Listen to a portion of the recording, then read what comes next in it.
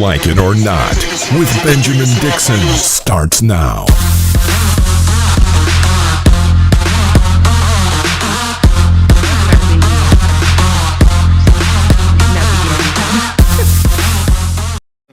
Welcome to Like It or Not, where we're free to tell the truth and not care who doesn't like it. You're a little bit delayed there. Today, what's going on, Rebecca? Today is Monday, March 8th, 2021. Thanks so much for joining us. We are missing our better third. James, the DJ Bubba Williams exclusive, is not with us today. And I don't know what to do, Rebecca. It's just not the same.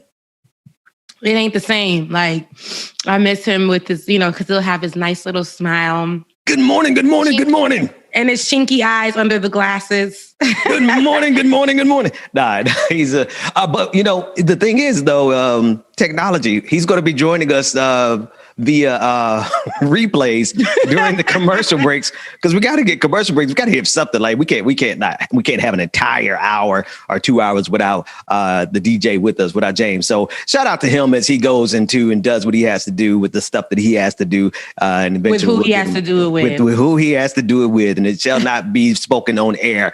But we see you, brother. So much going on. We have a lot of guests this morning. A lot of stuff happening over the weekend. Rebecca, did you see that Meghan Markle Oprah Winfrey interview last night? No, I didn't, because I wanted to savor the moment. So when I'm in, like I told you, I was resting this whole weekend. And I wanted to make sure that I'm like up and alert when I'm watching it, so I could be like, what happened? What did Diana say? All of that. Well, Diana, and I didn't want to be. Diana ain't saying much. Yeah. Rebecca. Well, because she is saying much though. Okay. I see if you really see the clips, right. I saw them before, the previews, and there was one that particularly got me, spoiler alert, and that was basically that she left money. She left money, and they were living off that money as if she knew that he would be the one to be exiled or treated that way or be dating somebody of another race. Is why I didn't watch it. I don't know if I'll watch it or not. I just kind of participated via Twitter and saw all of the feedback, and I'm just thoroughly enjoying the fact that so many people are now developing a really deeply seated hatred for monarchy and for kings and queens and all that stuff. But I just can't help but wonder, like, if they're them treating Meghan Markle this badly, what do you think they would have done if they had a sister and that sister would have brought home a black man? I think they'll have a whole nother war on their hands the way they treat Meghan Markle, because it was just Tyler Perry. It got so bad, Tyler Perry had to come in and actually help them out and give them a place to stay and provide security. Medea's witness protection. Spoiler alert.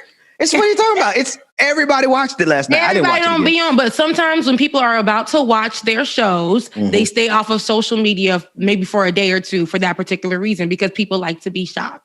Now you giving all the tea, because I ain't even know that part. You didn't? Well, I mean, listen. Shout out to Tyler Perry for helping with international relations. Medea, I'm serious, it was hilarious. Medea stepping in to help them with it. So I don't know. I don't really care about the situation. Normally don't even talk about that kind of stuff, but I'm just But it's important to talk about that, because it's and I was just telling you, racism is real. I don't care like if it's in Britain. They're the original racists.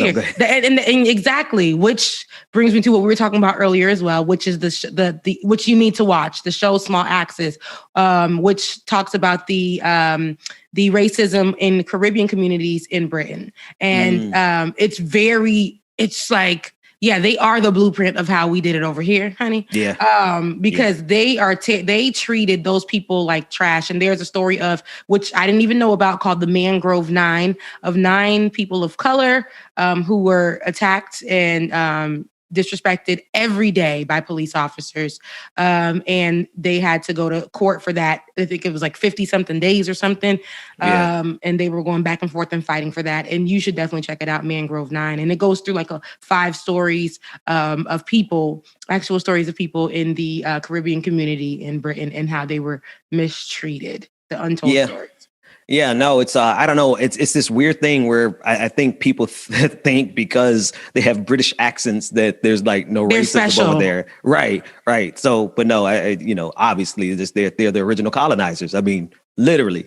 colonizers. But anyway, I digress. So we have a lot of news to cover. The passage of the $1.9 trillion COVID relief package. We'll be joined throughout today with guests who are going to be speaking about different components of it. Joe Manchin's role in it, Kirsten Sinema's role in it, along with a lot of stuff that's happening with COVID-19. But I want to begin with the $1.9 trillion bailout package that passed the Senate over the weekend. On Saturday, after a marathon amendment voting session, the Senate passed Biden's COVID stimulus bill by a 51-50 vote, with Vice President Kamala Harris casting the tie-breaking vote. 0 Senate Republicans voted for the $1.9 trillion stimulus bill. And now that it's passed the Senate, it will be sent back to the House for final approval before it's sent to Joe Biden's desk. Now, I want to go over the good, the bad, and the ugly of this bill, because there is both good, bad, and ugly inside of it. One of the more notable items included in this spending bill was a child tax credit. According to the experts on the provision, it will basically establish a guaranteed income for families with children. Now, this obviously is not going to help every single American, but for families with children, it's going to be a very good help. This bill will increase the existing child tax credit to as much as $3,600 per child. Previously, it was only $2,000. The bill will also allow these tax credits to be given to families periodically instead of just during tax season. Families with kids under 6 would receive up to $3,600 per child. Families with children age 17 and under will receive a credit of $3,000 per child. Nearly 11 million, 1 in 7 children in the United States lives in poverty, according to the Center for American Progress. The proposal will lift nearly 5 million children out of poverty, the Columbia University Center on Poverty Social Policy reports. Now, here's the bad. Although the expansion of the support for families passed the Senate, workers, once again, were left out in the cold. 7 Democrats voted against the proposal to increase the minimum wage to $15. Of course, no Republicans voted for it, but 7 Democrats voted against the proposal for $15 an hour. Those senators were Joe Manchin of West Virginia, Kirsten Sinema of Arizona, Jeanne Shaheen and Maggie Hassan of New Hampshire, Tom Carper, Chris Coons of Delaware, John Testa of Montana, Senator Angus King, the independent from Maine, who caucuses with the Democrats, also voted no. Now, most of the focus has been on Kirsten Sinema, and we're going to get to that because of how she did it. The manner in which she did it was extremely offensive. But Matt Bender pointed out on Twitter that she's not alone. He said on Twitter, quote, "A lot of people rightfully focus on Kirsten Sinema's old tweet in support of raising the minimum wage. But did you know that almost every one of the 8 Democratic senators who voted to kill the minimum wage increase has tweeted out the same support of the thing they voted against?" We're going to bring the receipts. On April 28th, 2014, Joe Manchin of West Virginia said this. He said, quote, "Full-time minimum wage workers in West Virginia earn $1,257 a month. This barely covers food and housing expenses. Hashtag raise the wage." Sounds good, right? He voted against it. On April 30th, 2015, Jeanne Shaheen tweeted, "Hard-working Granite State deserves a raise. Let's hashtag raise the wage to $12 by 2020. Well, it's 2021 and they voted against raising it. On April 28th, 2014, Chris Coons tweeted, quote, "Raising the federal minimum wage is the right thing to do for Delaware's economy. Hashtag raise the wage." They love these hashtags.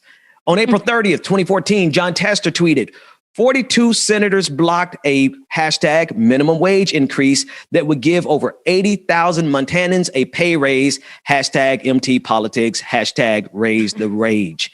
So all of these people voted against raising the wage, but they took to social media over the years saying that they wanted to raise the wage, Rebecca. And when they got the opportunity to raise the wage, they voted against it.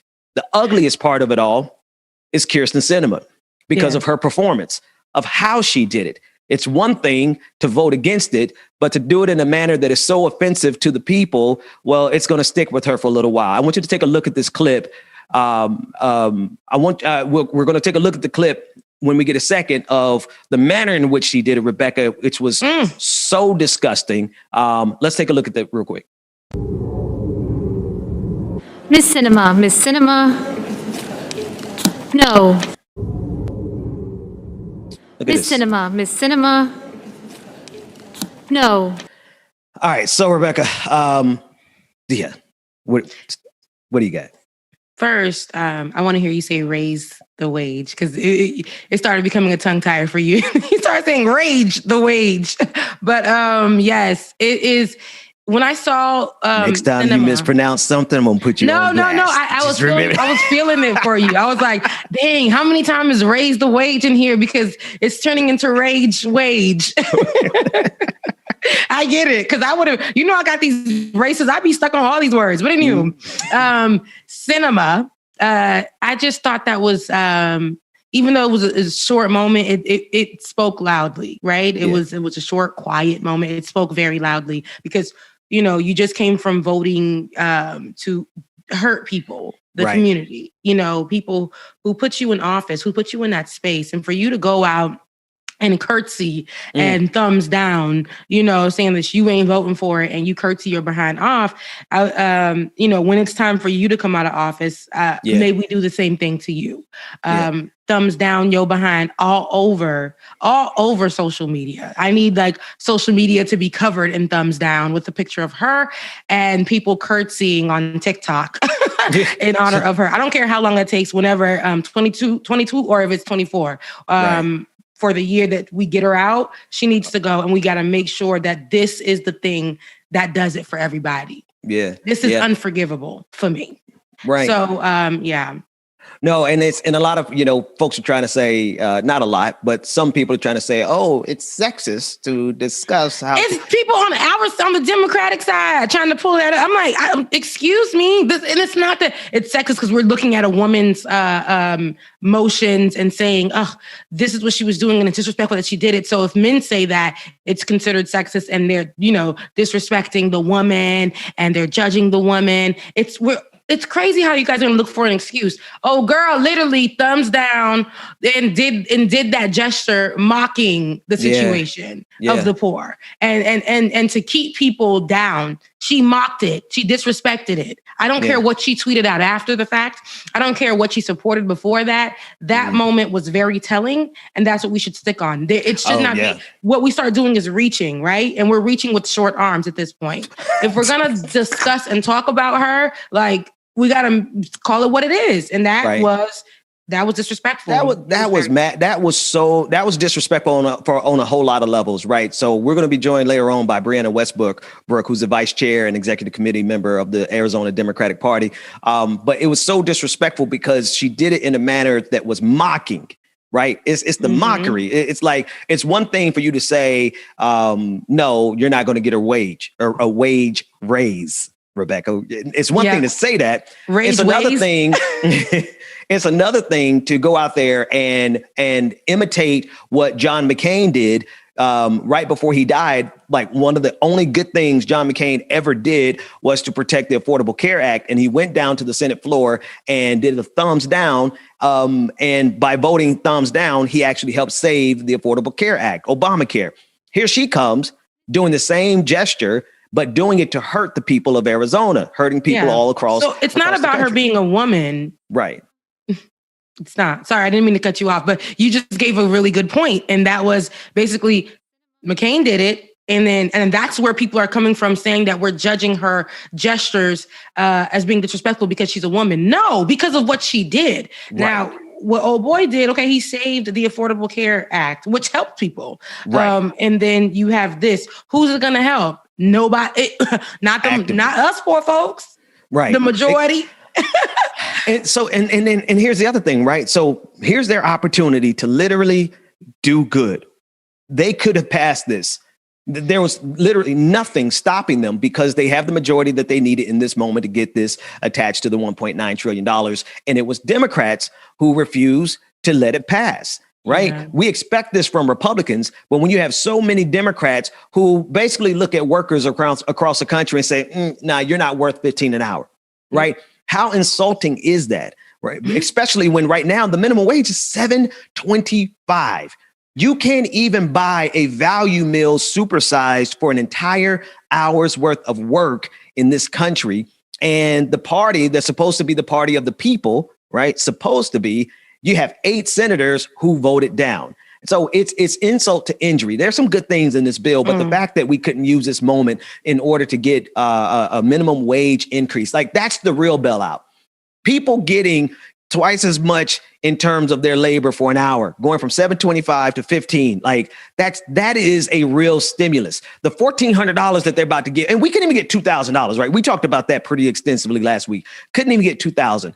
That $1,400 is going to be gone by the time it gets direct deposited in somebody's bank because people are in the overdraft. People don't have the ends. I mean, this is like a one-time deal versus people getting $15 an hour going forward. So it just shows you the values of those Democrats and the games that are being played with people's lives, man. Like I just can't imagine.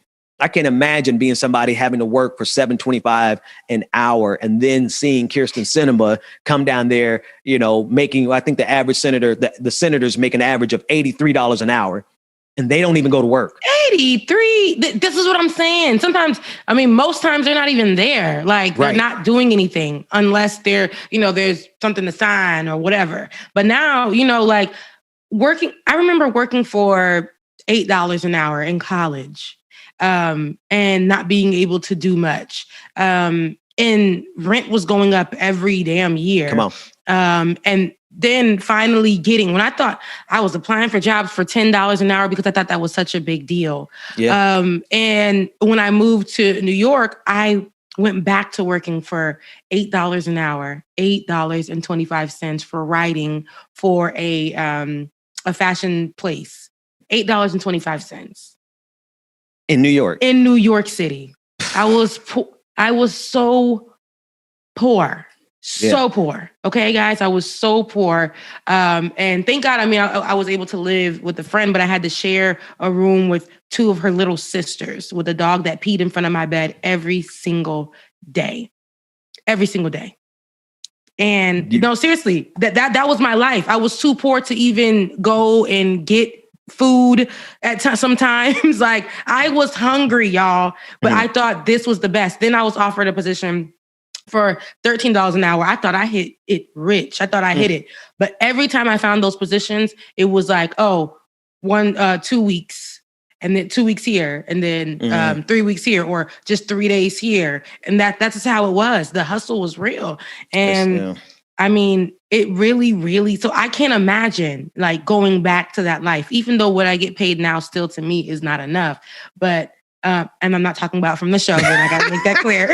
I got to make that clear because but what I get paid now from my corporate job still isn't enough for me. And tied in with what I make here still doesn't make enough for me to live comfortably every month. I got to be pulling money here, pulling money there and things like that. But, I know that I am worth more when it comes to the corporate world and how I work and what we do. But what they do is sprinkle benefits over your head and they're still taking it from your check and they think that that's good enough. So I can't imagine. So $15 should be something and we should be working on pushing that up. If rent goes up, the wages should go up as well. Period. If rent goes up, wages should go up, but wages haven't gone up in years. Rent has gone up consistently every year. The cost of a hamburger, and this is what they always say, if we raise the wage, right, then the cost of your hamburger is going to go up. Yeah, the hamburgers are more expensive now than they ever been, and y'all haven't raised the wage. The gag is this. Prices ain't no dollar burger no more. Right, you know what I mean? It used to be $2.99 value meals. Now the value meals like $11.99 after you supersize them things. And that's what might as well go to Chick-fil-A. Shoot, you might as well do a bid since you already broke over here and McDonald's got to pay for McDonald's a sandwich. You go right over to the quality place and spend that money. And then, be sad about spending that money. You're getting a gourmet. You get a high quality piece of chicken versus that if you're going to spend it. But that's the thing, like the prices have consistently and continuously gone up every single year. And I don't know, like, they know what time it is. They know exactly what the game is. Those 8 Democrats, they're playing their role. They have, like Joe Manchin, for example, he's invested in companies that pay people a minimum wage. And so if they raise the wage, right, they talk a good game, but they know if they raise the wage, it's going to cost them a few extra pennies. What blows me away is that you get You get millions of people who are making poverty, slave wages. They can't even live or survive. And then on top of that, you're giving like CEOs in the C-suite, right? The executive suite. You're giving all these CFOs and all these people, you're giving them an obscene amount of money that if they just took a modest reduction in what they're making, every single one of their employees could have a livable wage, but they don't care. They absolutely don't care. They would rather that they're able to get a second yacht versus somebody on the front line of their company, making their company work, being able to live without being stressed. And the other side of it is by them paying their workers $7.25 an hour, we're subsidizing it. The American taxpayer is subsidizing these corporations. We're subsidizing Walmart. We're subsidizing McDonald's because we're helping those workers who are making $7.25. They have to get on assistance. They have to get on SNAP benefits. They have to get food stamps because they can't survive. And so the American people are paying double. Like we're subsidizing billion-dollar companies with CEOs who make millions of dollars every single year with obscene bonuses and this obscene golden parachutes. They're going to always be rich and wealthy. And here we are, the American people subsidizing them because they refuse to pay a living wage. And here you have 8 Democrats who are like, yeah, that's how we want this thing to continue. I expect this from Republicans. And at this juncture, I now expect this from Democrats. And the people are going to notice, and the people have noticed. And so you said, Rebecca, like, even if it takes 4 years, however long it takes to get rid of every single one of those Democrats, including Kirsten Sinema, we're going to focus. I don't think they realize how petty we are. I'm going to play that clip of her almost every single day. Every time she comes on Twitter, every single one of them comes on Twitter, they have to be reminded that they did this to the people who they expect to vote for them in 2022 and 2024. So that's it. And with that being said, James, take us. Let's go to one of our first artificial breaks. James and DJ virtually representing. We'll be right back with more Like It or Die you after this. There he is. Let me look. I gotta see. Oh. Good morning again, everyone. I hope you enjoyed the show so far. Make sure that you stay tuned. We have some really good guests, great guests coming on very momentarily here. So let's see what we got. Shout out to everybody that's in the chat room. Good morning, Mama. I see you in there. Good morning, Susan. Hope y'all are enjoying this. Hey, make sure that you hit that like button, hit that like button, y'all. Make sure that you get everything, hit the like button, subscribe, comment, and all that good stuff. So you always know when the morning, see, there it go. When Like It or Not is going down, y'all. Anthony, I appreciate that. Mara, good morning. Thought I was not there without you. You made me beg and you made me crawl. Andy, good morning. You played me and you made me fall for you. Brand, good morning. Bubbalo. You're no good, still I'm loving you. Nat A, good morning. But I made up my mind. I'm gonna pack my bags up, walk out the door. I won't be back, you'll see me no more. No. Leave me alone. I miss you, but I'm sick and tired of loving you. I don't know why, just know that I do. Please leave me alone. I'm gonna Brenda, good morning. I'll be gone. You Oh yes, y'all. Happy Friday. We made it to the end of the week. Woo! Hope everybody's gonna have a great weekend. I know I am. What Cosine, what's going on? Good morning. Purple Rain Hearts, I see you. But you cheated and deceived me. Mom, you better sing this song in the chat. For me at all. You had me. Silly Dragon, what's going on? It's true. Oh yeah, we are getting the lines in up real soon, so stay tuned, Andrea. We got it coming up. We had a few technical difficulties, but they're gonna get it situated real soon, okay?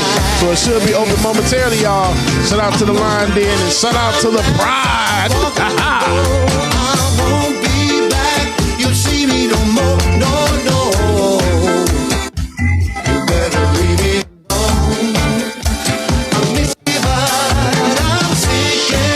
listen, when I tell you, D. Barnwell, what's going on? Like, I really forgot that it was Friday myself until just then. Like, wait a minute, it's Friday. Please leave me alone. I'm gonna miss you, but I'll be home. You left me stranded, looking like a fool. Chuck Diesel, shout out, brother. All those nights alone in our bedroom. You said one thing and did another, didn't you? Know this, I refuse to be blue.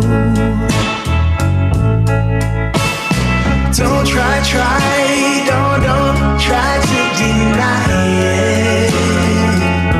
You know it's true. Kelly, I appreciate that. Trying to play y'all all the good hits from this week that I played. It was so much new music. My gosh. I'm your man. Stand up. Jawanza James Williams. It's so funny you got like my full name, but like not the full name. Like your middle and last name is my first and last. That's kind of crazy. Okay. Shout out to everybody that's in the chat room taking us out, y'all. Make sure that you are hitting that like button, y'all. A promise is big enough, you know.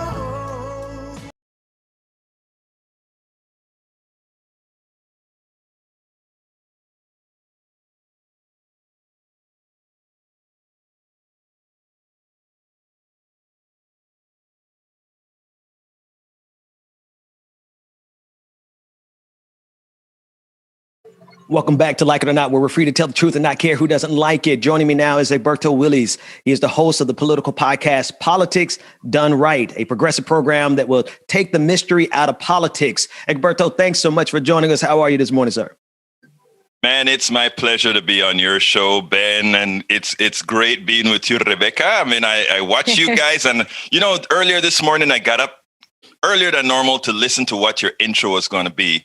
And man, you guys are on point. You guys are on point. Thank you. Thank you so much. I appreciate it. Yeah, I was on your program a couple of weeks ago and I enjoyed myself so much. I'm like, I absolutely had to get you to come on and talk. And I think this is a perfect time. I want to start with Joe Manchin because you have a really robust analysis of all this stuff. Joe Manchin was one of the Democrats, obviously, who voted against the minimum wage increase. And he took to the Sunday shows, CNN's State of the Union with Jake Tapper, and he explained why he fought for less federal aid instead of more. Let's take a look at it real quick. Changes that you pushed for, enhanced federal unemployment benefits now expire about a month earlier, and there's a new income cap for writing them off on your taxes. I have to say, you represent one of the lowest income states in the nation. Why were you fighting for less help for citizens during this cruel economic time? Well, Jake, first let me just say it's always good to be with you, okay? And next of all I did was try to make sure that we were targeting where the help was needed. Right now, we're getting $300 to people who are unemployed by no fault of their own. I want that to continue seamlessly.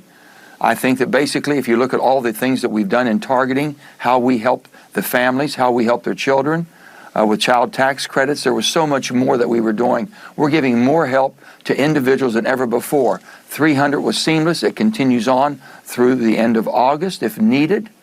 And that's what we tried to do. So one of the things he didn't mention there that he actually said online, as well as in a previous interview, is that he didn't think that it should be $400 a week for unemployment because that would de-incentivize workers from going out to find jobs. Egberto, what's your take on Joe Manchin and all of this gaslighting? Well, there you go. Gaslighting he's doing.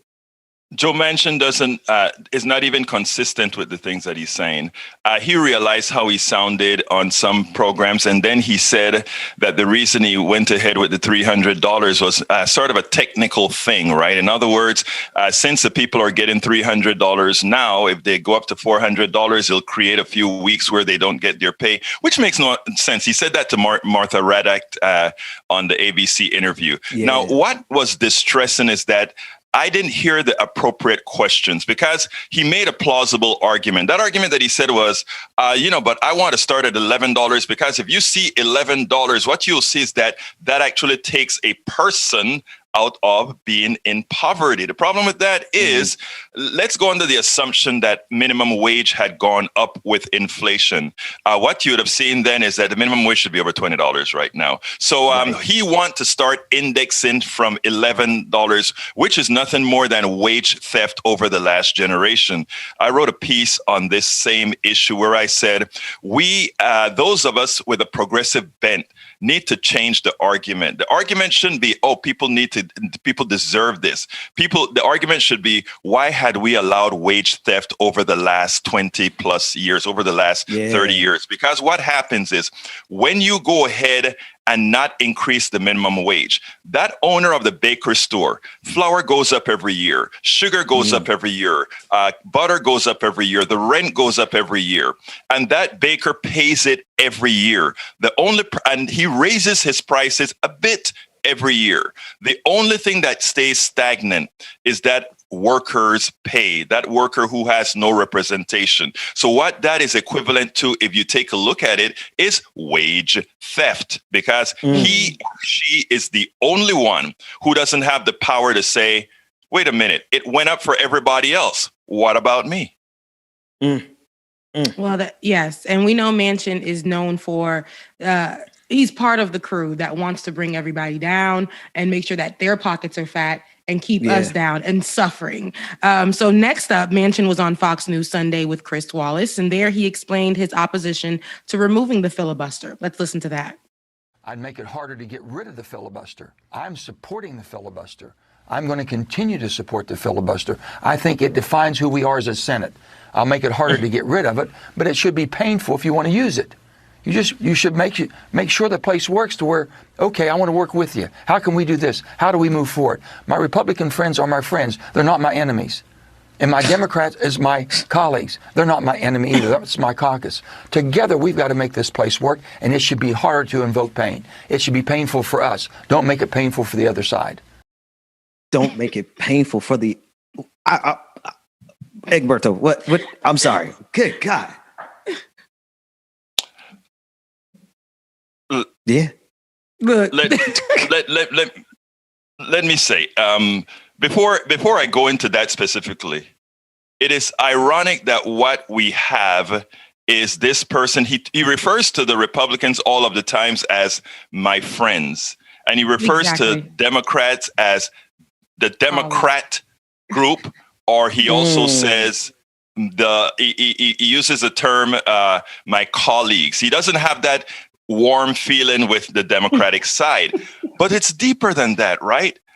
Chuck Todd knocks on this, and Chuck Todd isn't the bastion of liberalism or anything like that. Chuck Todd says, but wait a minute, the filibuster is not in the Constitution. It doesn't have anything to do with what the Founding Fathers want. Not that I care what the Founding Fathers wanted, right? After all, that's 3/5 of a person. But he said, the Founding Fathers didn't even have that, in which Manchin was like, the Founding Fathers wanted this to be a deliberative body. Well, it's not a deliberative body. It's a body that can't get anything done. That's not deliberative. But as far as the filibuster is concerned, he's really protecting himself. He represents neoliberalism like no other, and with his daughter picking up the slack. So that is to be expected. You're hitting on all these points, right? So it is not a deliberative body. It's a malfunctioning body. It's not getting anything done. And so help the people understand then why the establishment portion of the Democratic Party continues to support people like Joe Manchin, when at times when we need a critical vote, he's always there to side with Republicans. The establishment, I heard you guys talking about the monarchy earlier, right? And I love the conversation because I love some of how Rebecca put it. But here's the kicker. We have a certain gravity in this country, and the people that are feared the most are the people who empower people. So the establishment has a decision to make. Do we start off a fission reaction. In other words, a chain reaction where people really start to feel empowered. Ben, I know you know about the Powell Manifesto, where when progressive values were really making it big in this country. Lewis said, oh my God, these guys are going to realize that the current economic system, really, they're getting screwed. So we have to make sure and infiltrate everything so that the power base will be lost to the masses if we don't do this. So they infiltrated the colleges, the universities, the school, the media, and many others. That's why I love programs like yours, because you cut the crap. You really cut the crap.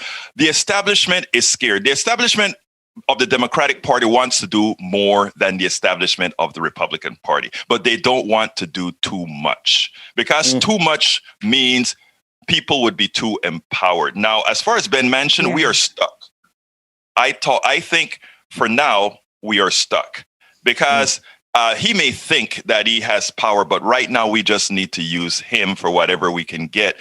And then the progressive base really has to empower itself to really put the people that really need to be there in there. And I think we can. We can, but I think we have to play it very smart. So when you say like play it very smart and go, the progressive people have to make sure we empower. Are you saying what's the call to action that you're saying we should do? Should we continue pushing to mobilize voting, educating our certain communities about who these local people are, who the people are over their state, who the people are in office, so they know? What would you say that we can move this progressive movement forward? We can continue it to get those people like Manchin out of those spaces. First of all, I'm going to tell you this. I love what I'm seeing right now. I love what you guys are doing. You all represent the generation that's going to make the change. In other words, what y'all, when I see my younger cohort out there doing this on their own, when I see my younger cohort out there in the streets, when I march with BLM, when I march with Ladies Who Lunch, when I march with all these guys, and I'm not only talking marching for the sake of marching, because damn it, we've done a hell of a lot of marching and no action. Okay, what I've seen is people now who are effecting change, people who are really making a difference in what they're doing. So I think that is what's important. So when you ask me what's the call for action, the call for action is let's get busy and continue doing what we're doing. Go TV, educating. I think the biggest part is educating people to what is actually happening and how things work. You guys are doing a good job. I see a lot of other organizations, a lot of other small things doing the same thing. So I think we are correctly on track. I think we have to keep it up. I think the one piece that we're missing right now is integration of all these disparate pieces that are doing hard work. No, that's huge. And I think that has to be the next stage in this evolution, right? Like the disparate pieces in media, which is why, like, when we connected, I'm like, I want us to continuously connect, because without us unifying at some level, it doesn't mean we all have to start a company together. But if we don't have like some camaraderie amongst all of these different platforms, these different media outlets, these different organizations that are doing organizing on the ground, we're fighting up against some pretty powerful forces. Right. The infiltration that you spoke of. Right. It's real. And Joe Manchin and Kyrsten Sinema are representative of that, along with so many other Democrats who are in these spaces occupying seats for the purposes of preventing progress. We're fighting up against billionaires who can drop $10 million on one person's podcast, on Ben Shapiro's podcast. So without that unification, Egberto, I don't think we're going to make it. Could you speak on that a little bit more?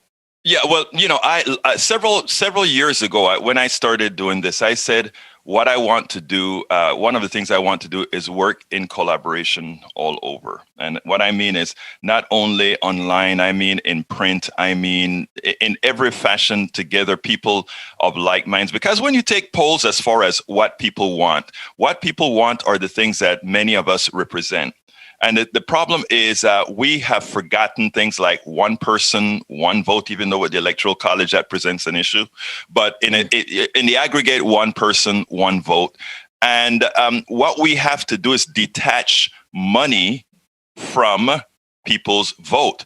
There's nothing that says inherently that if I throw a lot of money at something, that inherently they're going to vote a certain way or whatever. An educated person will take your money and vote their conscience.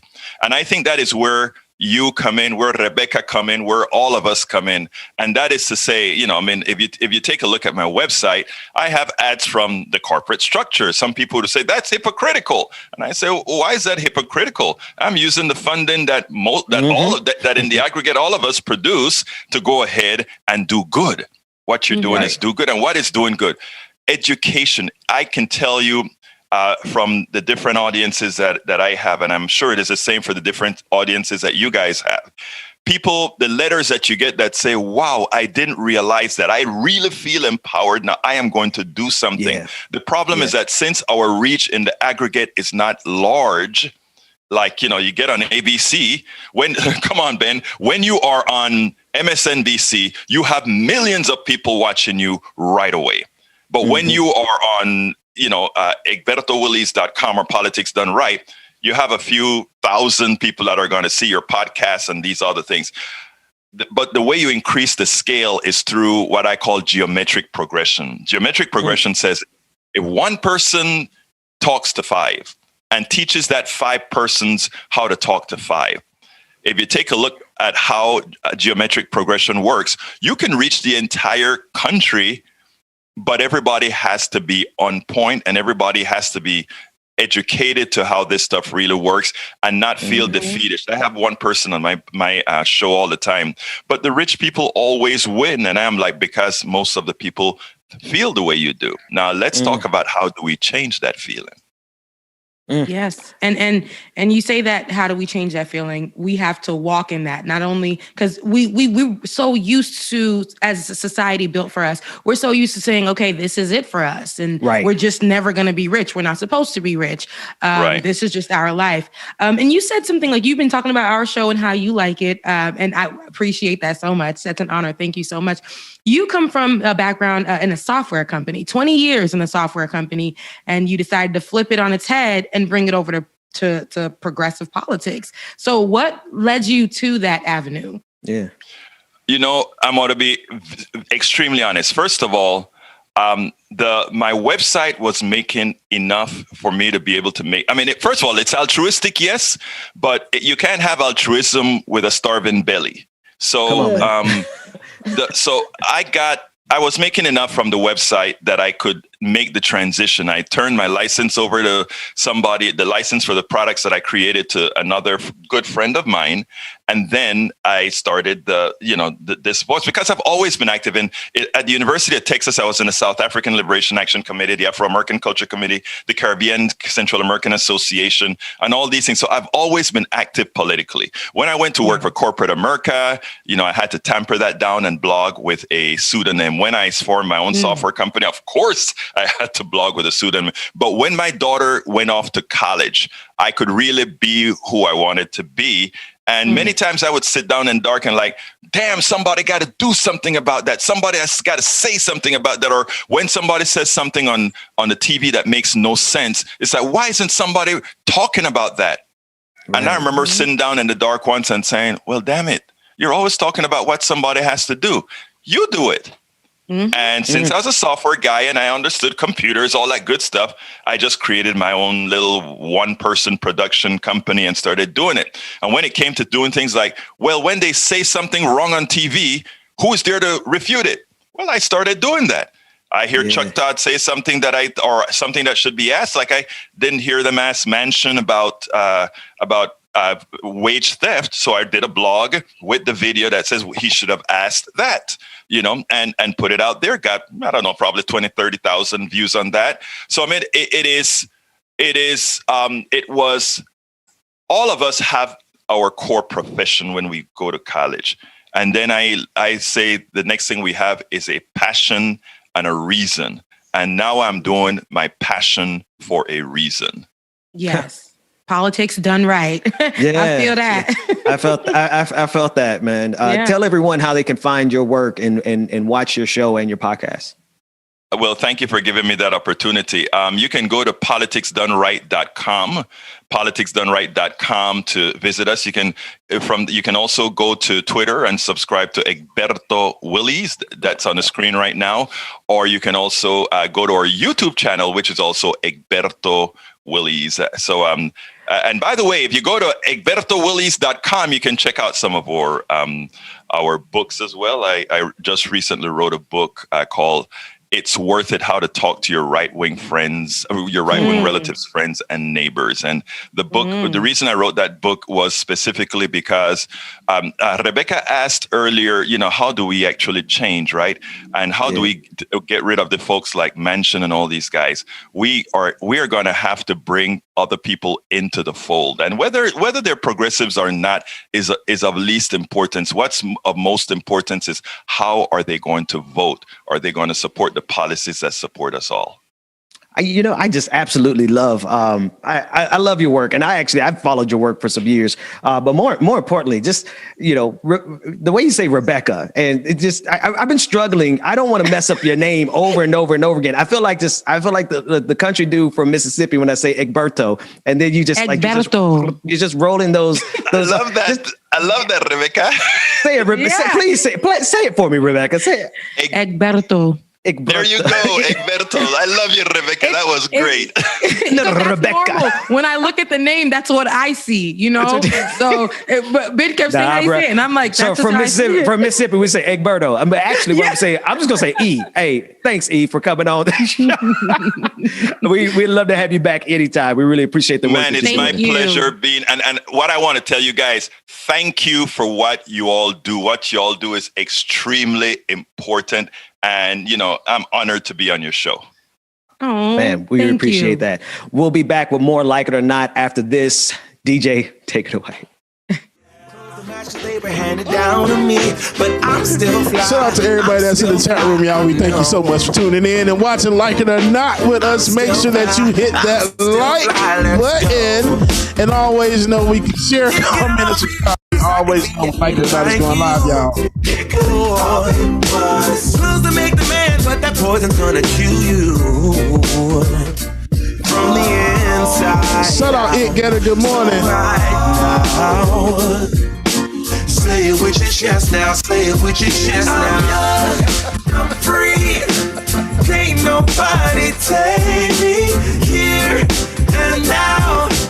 It's my time to run it out. It's my time, it's my time, it's my time to ride it. I'm young, I'm free, can't nobody take me here. Make sure that you get the Voices app downloaded.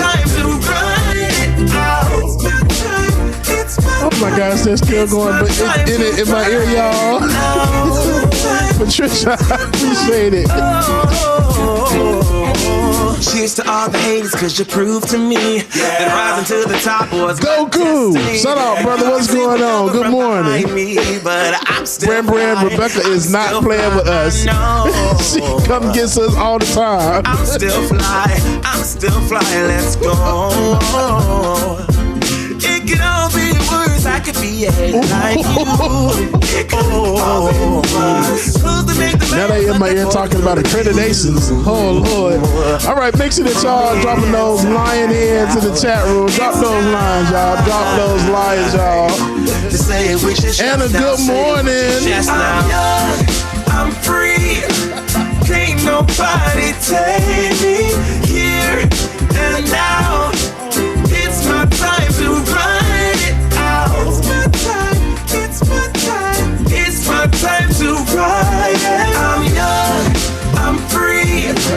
Can't nobody take me here and now. The True Dragon, don't start, man. Don't start. It's my time, it's my time, it's my time to ride it now. It's your time, it's your time. If you're on the bus, Get it right. yeah. If you're on the train, say yeah. Make sure that y'all download the Voices app, y'all, so y'all can be in the building tonight at the Patreon party. Trust me, it is awesome, amazing, and it will go down. You get some of the best music and best DJing you ever heard, y'all. Say yeah.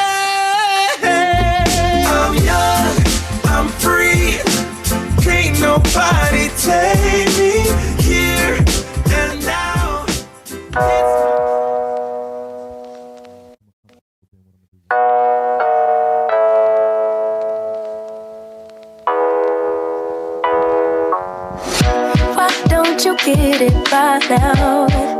Tell me what you learned in grade school. Give it to me like you want it. Did you forget that golden rule? Why is damn love rattlers. one-sided? It should really be give and take. Fill you up and leave me empty. Baby, was that my mistake? Covering these feelings. Going through changes.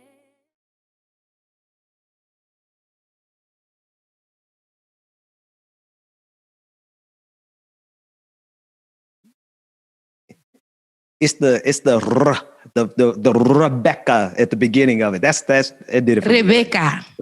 But putting it in the like Egberto is Egberto. You see, it's like you're adding 55 more R's. how many R's? How many R's should it be? How many R's should it be? I don't know. Egberto. It's just like I don't even know why it's a thing, but when I saw the name, I knew what it sounded like, but I don't even realize that I'm rolling my R's until you just keep. I mean, listen, like it's E. Thanks so much for coming on the show. We appreciate it. You got to do what you got to do. Like there's some people's names, you see, I butcher people's names all the time when they're from the European countries. So I just, Yeah. I So should we say, is it Meghan Markle? Meghan Markle. It's done. Markle. I'm Markle. I'm just being stupid at this point. Speaking of being stupid, I want us to take a look at this pastor. His name is Pastor Stuart Allen Clark. He's a Baptist preacher from Missouri. He's been suspended. He's on leave after this incredibly misogynistic sermon went viral. And Rebecca, I just want you to take a look at who's saying what's being said. In his sermon, he said that women need to lose weight and submit to the sexual desires of the men in order for their man to stay faithful. I just like nobody should be saying this kind of stuff, but check out your boy saying this. Why is it so many times that women, after they get married, let themselves go? We can't hear him. Why is it? Where the sound at? Why do they do that? Here's how way too many women are. I got him now. We got to roll it back. The chase is over. Hey, that's where you're wrong. The chase ain't never over. The chase ain't never over. And by God, if he don't love me the way I look now, he ought to look at his own spare tire in the mirror. Yeah. Now look, I'm not saying every woman can be the epic trophy wife of all time, like Melania Trump. I'm not saying that at all. Now, most women can't be trophy wives, but you know, like her, maybe you're a participation trophy. I don't know, but all I can say is, not everybody looks like that. Amen. Trophy. Not everybody looks like that. But you don't need to look like a butch either. Hey, here's something you need to know. You need to know like this. The kid from King of the Men Hill. have a need for their women to look like women. Hey, sweatpants don't cut it all the time, huh? For me, wear flip-flops and pajamas to Walmart, that ain't gonna work. And he love it. Ain't nothing attractive about that. It ain't. And when men want their wives to look good at home and in public. Can I get an amen? Ain't nobody saying nothing. But who says, first of all, who asked you? That's one. 2, who says that a woman can't look good in those things? 3, Melania is really the trophy wife, and then said at least a participation trophy. He said a participation trophy. What does his wife look like? That's what we should have Googled. But no, actually, no, I'm not going to victimize her twice because she's victimized, first of all, by being married to this clown. Second of all, like, bro, like, listen, like, you can't expect, this is my rule of thumb. You cannot expect to get nothing that you don't look like yourself, right? You go out here talking about you want a trophy wife and you look like you got like 8 bellies of just sheer bacon and sausage and grits in there. And he on stage and he asking like, can I get an amen? It's so funny. The people said amen, though. There was like 2 people that said amen. It could have been 2 people in the room. So the whole church said amen. The whole church said amen. And I got a problem with that. And it could have been men and women who said amen, dummy. Well, he got suspended. Apparently the people in the church didn't appreciate it because he got suspended. You know, because it went viral. Now they got to do cleanup. I'm pretty sure this is a preach that happened. Somebody put it on, well, when they put it on air, they didn't think that it was going to have the effect that it did. But because it got to people, probably the white feminist women in the movement, or it got to us, Black Twitter, and we ripped him a new one for what he looked like and his nerve. And it's not even the fact that he put Melania for me, because that is their shrine of a woman. Like, you know, she's an old porn star. Oh like, my God. Those kind of things. So they like that. So I know the women are like, yeah, that's probably what they like. For me, it was him saying, I don't want my wife to look like a stud. Oh, right? yeah. No, excuse me, not a stud, a butch. Yeah. And I'm looking at him. And like I said, I'm just going to say this because James gave me the, approval. I don't know. I have to leave it for James to say tomorrow. Just to be, I mean, do you? He looked like a butch, if we're going to say what a butch is. He gave off, and I live, like I said, in a predominantly white area. And when I do see like lesbian couples and things like that, that's what he looks like the ones that like to dress in male form. He looks like that. And if he wants to say that, you know, that's less, he's giving off feminine vibes to me. If that's a problem. He's giving off incel vibes. Like he's giving off like, is he even married? Does he even have a wife? Like he gives off the vibes of a dude who finally got a platform and he finally made gets to up be the in front person of that he is. Exactly. Like it's the jeans too. It's always the men in the Bugle Boy jeans. They got that extra little like keychain or whatever hook on the side on the bottom. The cargo pants. Put it back on the screen. He got on the cargo. And I think he thought he was dressed up. I don't get like how you put yourself out there. And I bet you he uploaded that video, right? He uploaded that video because he thought he did something. And they put Melania in after the fact. So he really thought he went viral, just not the way that he thought he was going to go viral. But I don't know. It's just to me, it's wild, man. But those are the examples of the people who are leading those churches. Those churches. And it goes back to the churches in those particular areas. I have a church where I live here, and those are the type of people that I see coming in and out. Now, not to prejudge, but they've been, I got a problem with them. I passed by it to go to the gas station, and they were like, they were sprinkling in people, but I don't know when Texas said they were open and when Mississippi said they were open. I don't know if they got a call saying open up their doors, but literally the whole week from morning to night, that parking lot has been filled. And the people that I see coming through them doors look exactly like that. And I'm pretty sure they're spreading that particular type of message in that place. I really just want to go hold up a sign. They spread like, COVID too. And be like, this is like a super spreader congregation. Yeah. Go home. Like I want to, but can you imagine going to church, trying to can you imagine getting COVID-19 to hear some crap like that? Like these folks are really in there coughing and sneezing and passing the collection tray, putting money and touching each other, hugging each other. And this clown up there talking about, Melania. Y'all are nothing but, participation wives, right? Participation trophy wives. Because you can't be her. I mean, let's just be realistic, man. It hits me because I'm like, dude, do you see yourself? Can you hit the treadmill just for like 5 minutes a day, like let alone like. And the only reason we're saying this, it's not to fat shame, it's not to Bugle Boy shame. They be the ones. It's not to disrespect anybody who the word that he used or whatever but he didn't even get on Levi's. It's literally to get with him. And you know what's crazy? And I said forget him and forget Kevin Samuels because both of them are spreading the same messages. Different arenas of social media or whatever. You got one in the church and you got one on the social media Zoom life right now. And he's giving the message through there. And it's basically disrespecting women. I don't care what anybody says. If women do it and it's a problem, it should be a problem when men do it. We cannot be on here telling people how to be with they man and how to be with they women. Right. Like you can't. You just cannot tell people that you're too fat. That's why the man don't want you. Did she tell you? She told you she feels beautiful in her skin, and you told her, but you're not. But you're not.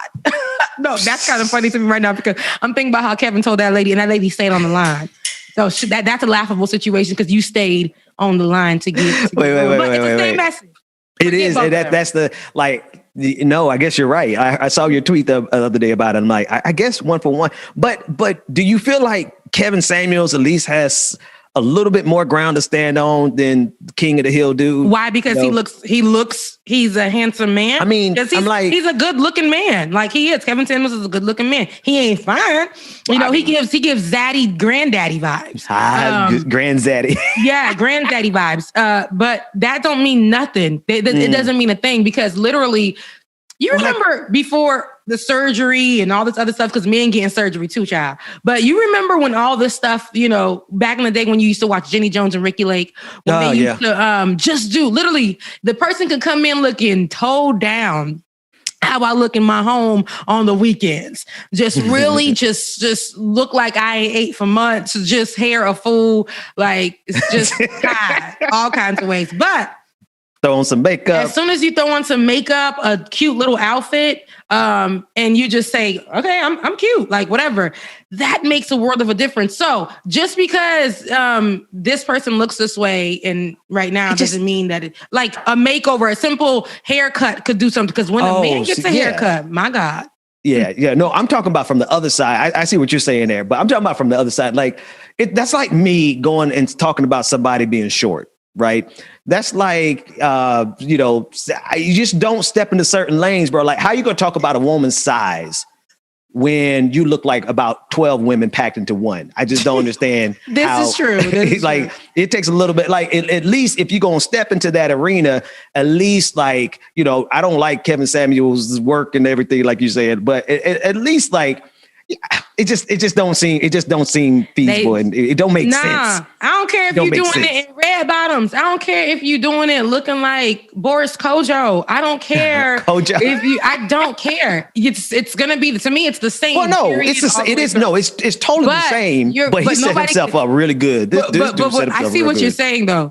Kevin, he's like, if you're gonna attack me, you can't even come about my looks though, because a dude stay fresh. Like, and then he's over here, but maybe where that guy's from, that is fresher than fresh. Okay, that's fresh. Okay, maybe where he's from, he is killing them. When he come out, he be like with the beautiful, he pulling them in the boots, baby. He pulling them.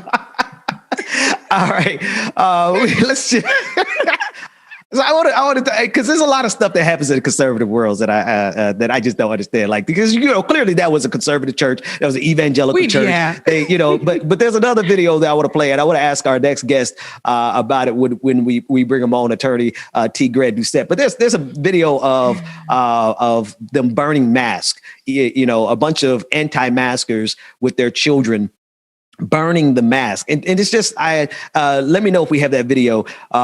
It's just a level of stupidity that I just can't wrap my head around in terms of how we're going to survive. Right? You look at the level of ignorance that's coming from conservative circles, particularly like some of these religious evangelical circles, like the sermon it's a level of stupidity that is laughable. But they get a lot of people killed right now, right? The anti-mask movement, and my question really is how we survive this kind of ignorance. Dwayne, if we have that video, let's take a look at the video of these kids. Okay, so we'll get that video and play later. All right, so let's do this. Let's take a quick break. When we come back, we'll be talking with several more guests. We're going to cover a lot more news and politics, more like it or not, after this. Don't question my integrity, no. I thought we would be just fine, and I thought your heart was like mine. But let me find out, you've been going around throwing shots, running plots. Come on, man, trying to block my blessings, but no need for comparisons. What's from me won't be from me. Shout out to the Wildcats in the building, and I guess shout out to FAMU as well too. Just to grow through. But pay me what you owe me for, I make what you've been saying about me true. We came out of Bethune-Cookman College, Rebecca. Tell them I need my money right now. Promise that you stay stole out my crown. Yeah. Sorry to tell you, I know my value. I'm gonna recoup. Yeah. Don't waste my oil. loyalty, my loyalty. I let you in back then because I couldn't see. But now it's clear you ain't ever been true to me. Yes, indeed. Tuition ain't ever lied, I had to leave. I love all these my people in the chat in here. I didn't know we had so many rattlers in the building. My gosh, man. Well, thankfully, you guys are now part of the Pride. That's right. Like it or not, Lion Squad is the Pride. That's it. Y'all in the Pride now. Thanks. What's from me won't be from me. Shout out to everybody this morning that's checking us out, y'all. We appreciate the love. Make sure that you stay tuned. We got a lot more coming up, y'all. And look forward to seeing everyone at the patron party tonight, y'all. It is going to go down. Tell them I need my money right now. Probably the juice they stole out my crown. Sorry to tell you, I know my value. I'm gonna recoup it. Don't waste my.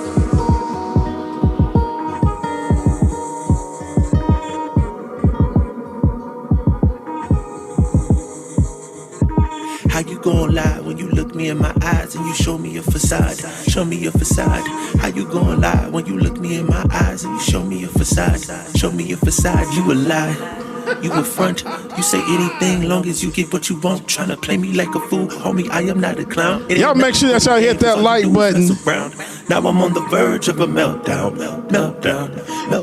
I should've known when I met her back at Midtown at Dogwood. Well, 88. Good morning. Good morning. It's all good. I even told about the dark times I had in childhood when we were driving off of I-10 in Kirkwood. Now all that time I never get it back. You wanted that. Used to hate when I didn't wanna hang. I noticed that. Used to talking about your ex Jake with your next Jack. Used to messing with them white boys. Now she went black. Wait a minute.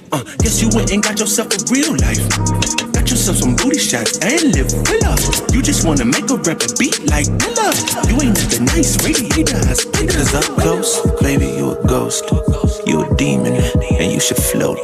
Get out the way and just go. Shout out, Courtney.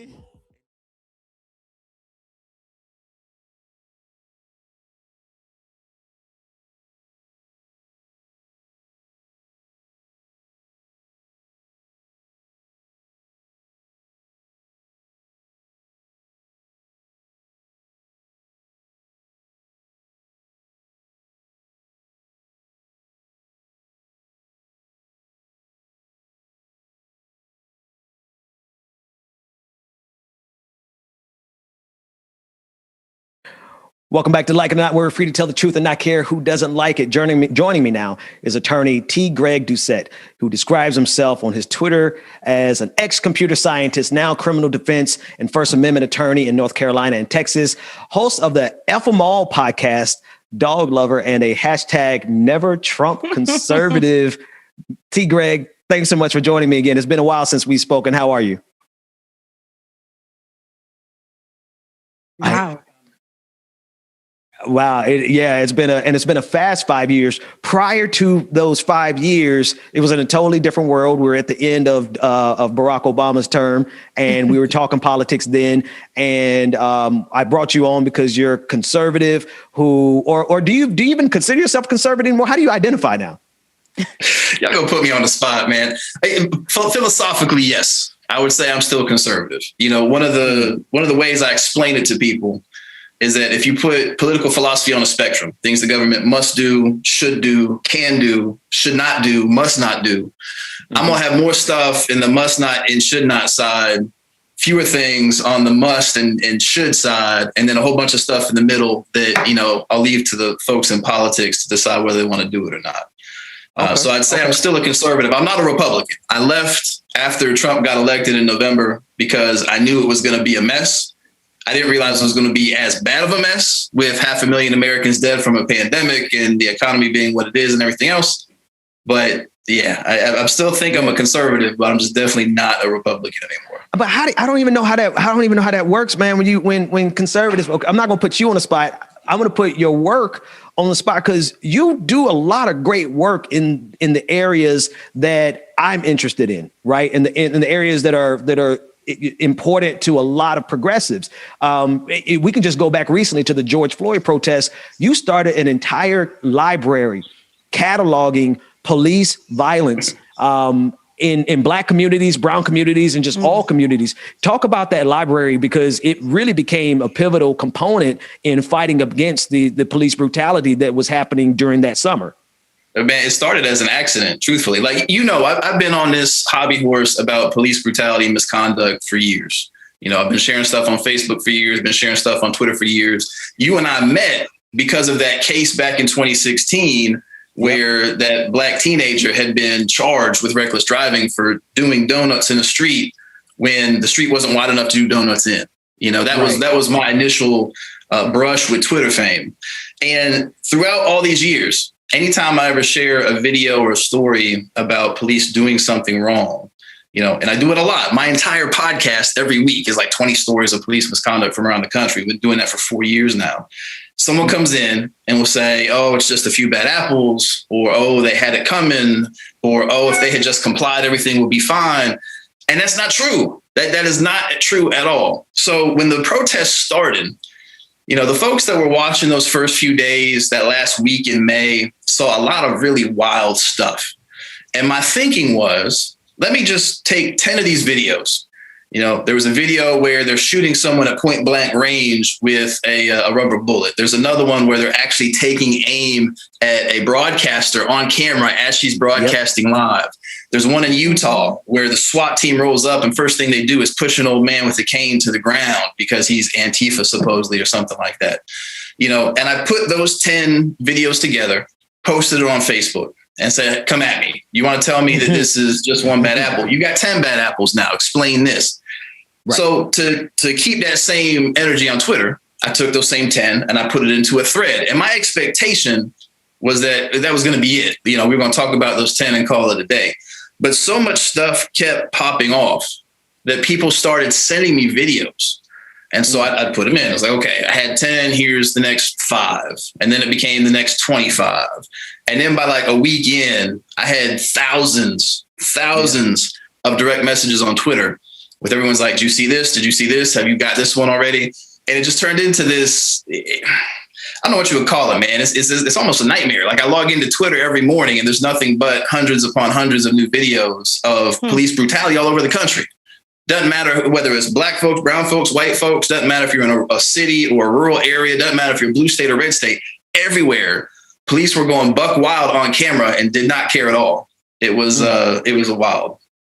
So it's interesting. I know even for the audience that's watching or listening to hear a white conservative talking about police brutality and being at the forefront, at least for his audience, when it comes to discussing those stories and posting those videos.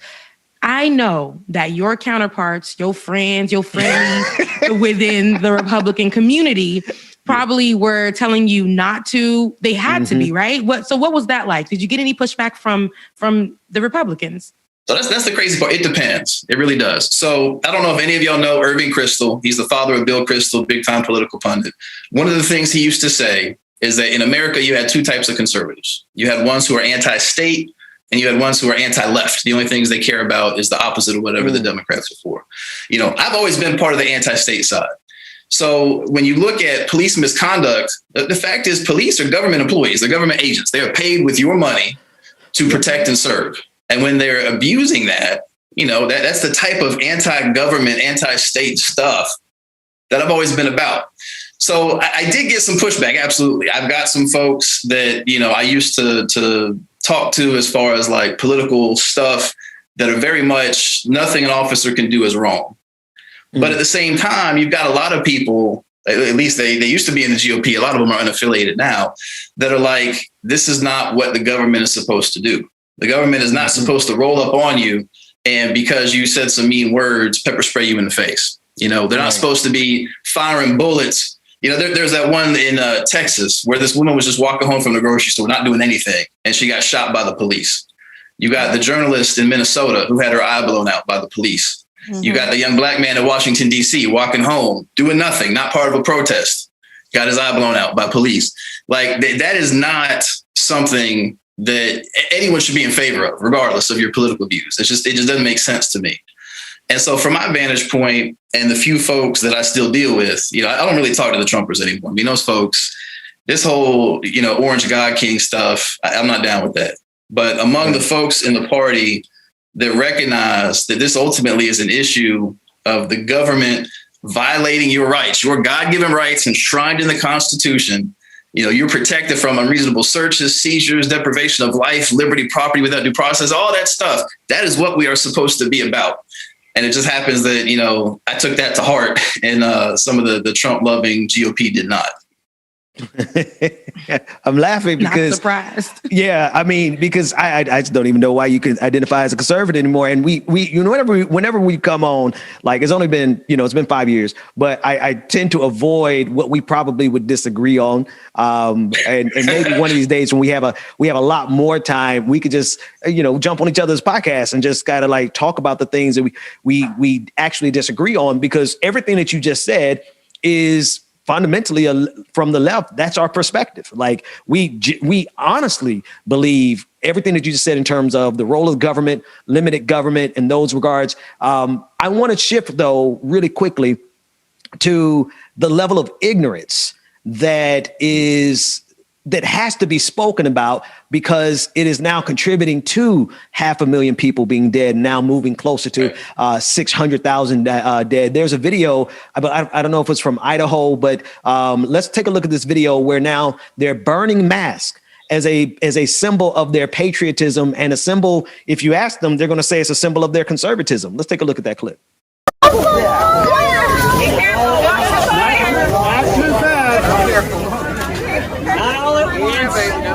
Hold on a little bit. Fire out. Here, right here. Training them as they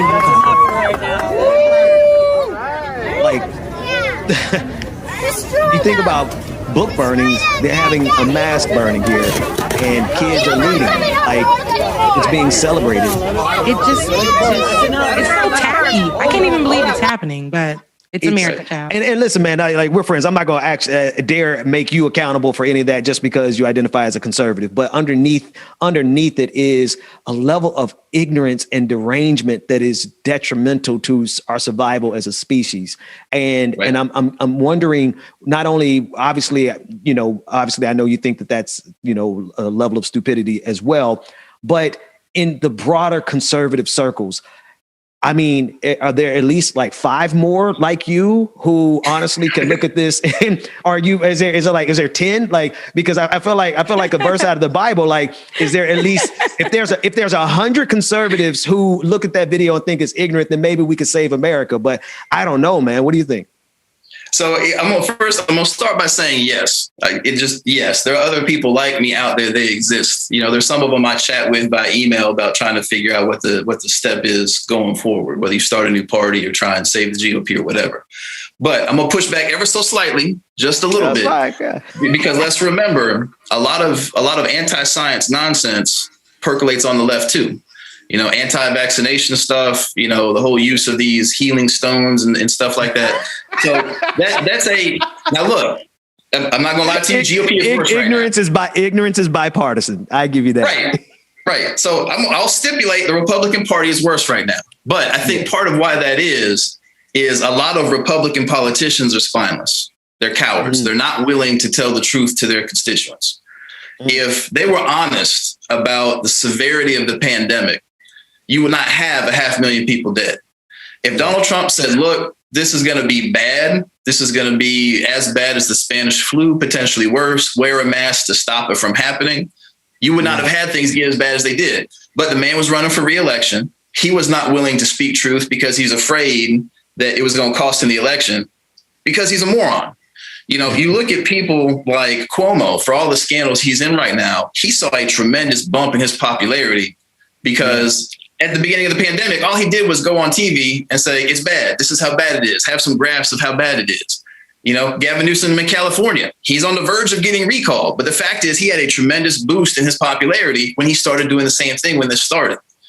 Any politician who is competent, who has just certain basic understandings of politics and how to govern, could have turned this into a tremendous boost to their popularity. Had Donald Trump said this is going to be severe, wear a mask, he would have gotten reelected. Guarantee you, he would have beaten Joe Biden and he would be president right now.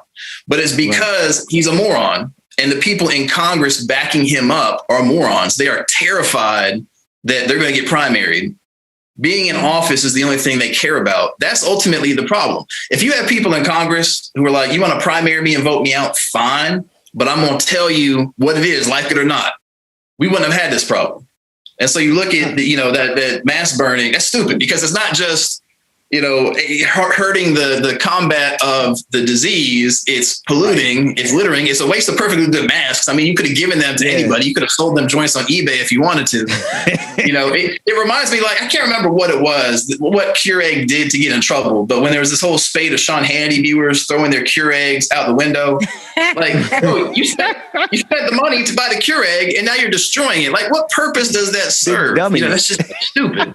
Yeah, it's really dumb. What's wrong with our healing stones over here on the left? Like, look, and I'm Haitian, so there's other things that I've done. No, I'm just kidding. But people should all of the science, on both sides. I will agree with you that there is stupidity, there is ignorance, and there's misinformation being passed around. Right? I just got to highlight it a little bit more on the right, on the conservative side.